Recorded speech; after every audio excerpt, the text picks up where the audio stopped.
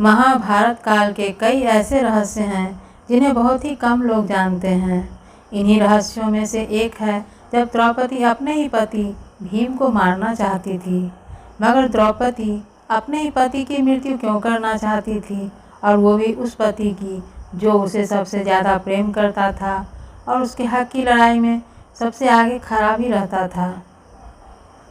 दरअसल पांडवों की पत्नी द्रौपदी माँ काली का रूप थी।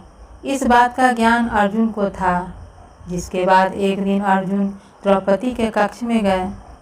आपको बता दें कि द्रौपदी के 5 पति होने के कारण सभी पांडवों ने ये तय किया था कि उनमें से एक जब भी द्रौपदी के साथ समय बिताने जाएगा तो वह अपनी खड़ाऊं कक्ष के बाहर उतार देगा, ताकि अन्य पांडवों को ये ज्ञात हो सके कि कोई पहले से ही अंदर मौजूद है।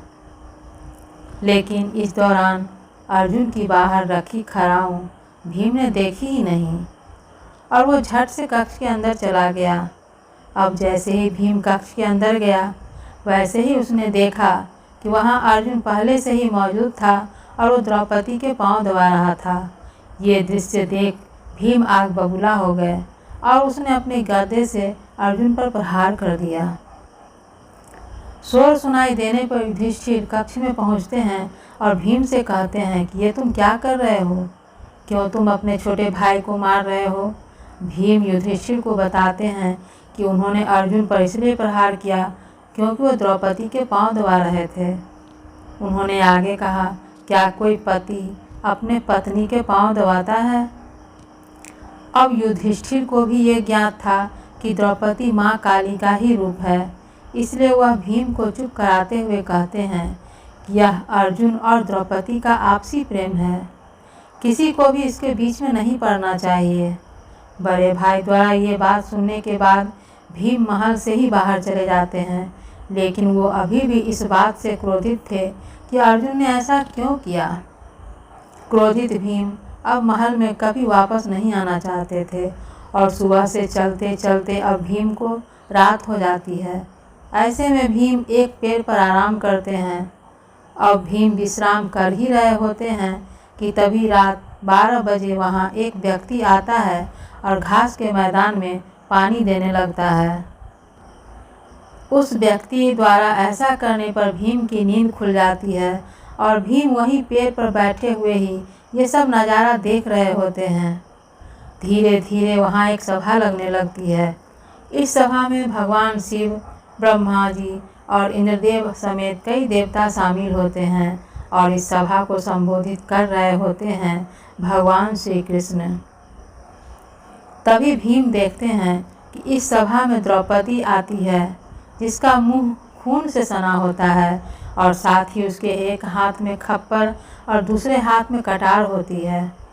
द्रौपदी को बिना अपने पतियों के अकेले देख भीम और बहुत ही ज़्यादा क्रोधित हो जाता है, लेकिन वो वहीं रहकर ये सब दृश्य देख रहे होते हैं।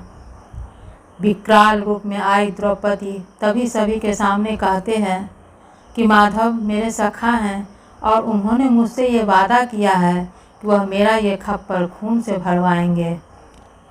इसके बाद द्रौपदी कुछ ऐसा कहती है कि भीम उसे सुनकर दंग रह जाते हैं। द्रौपदी कहती है कि मैं चाहती हूँ कि मेरा आधा खप्पर भीम के रक्त से भरे और आधा कुरुवंश के रक्त से। ये सुनने के बाद भीम को द्रौपदी का असल सच ज्ञात हो जाता है। उसे पता लग जाता है कि द्रौपदी कोई और नहीं बल्कि माँ काली का ही रूप है।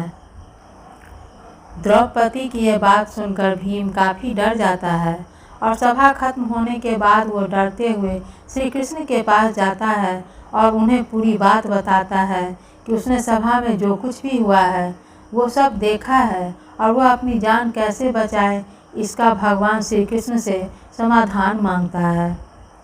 इस पर श्री कृष्ण भीम को बताते हैं कि द्रौपदी महाकाली का रूप है और उनका ये जन्म केवल खप्पर भरने के लिए ही हुआ है। जिसके बाद घबराकर भीम कहते हैं कि मगर द्रौपदी तो अपना आधा खप्पर मेरे ही रक्त से भरना चाहती है। जिसके बाद श्री कृष्ण भीम को इसका समाधान बताते हुए कहते हैं, हे भीम, तुम चुपचाप अपने कक्ष में जाओ और भोजन मत करना। चाहे जो हो जाए, जब तक द्रौपदी तुम्हें भोजन के लिए मनाने न आए तब तक तुम अन्न को हाथ भी मत लगाना। श्री कृष्ण के ऐसा कहने पर भीम बिल्कुल वैसा ही करते हैं। जिसके बाद भीम को मनाने के लिए सभी पांडु पुत्र आते हैं और उसे खाना खाने को कहते हैं, लेकिन भीम नहीं उठते। जब काफ़ी देर तक भीम नहीं उठते तो द्रौपदी भीम को भोजन करने के लिए कहती है, जिस पर भीम द्रौपदी से कहते हैं कि वह केवल एक ही शर्त पर भोजन करेंगे, यदि द्रौपदी उनका मनचाहा वरदान उनको दे देते तो। भीम द्वारा ऐसे कहने पर द्रौपदी राजी हो जाती है और भीम द्रौपदी से वरदान मांगते हैं कि हे द्रौपदी, पांडु की 5 संतानों को बख्श दो। इस पर द्रौपदी कहती है तथास्तु, और इस प्रकार भीम की जान बच जाती है।